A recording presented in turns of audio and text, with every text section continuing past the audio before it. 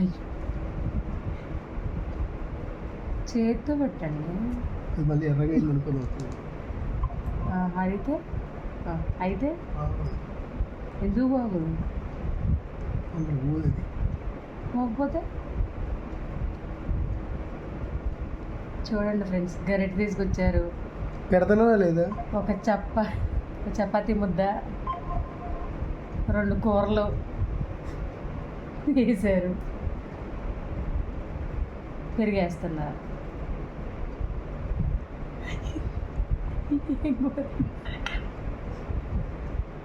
ఇక్కడ ప్రేమగా ఎట్లా పెడతంటే పెడతా అన్నాను అంతే తప్ప.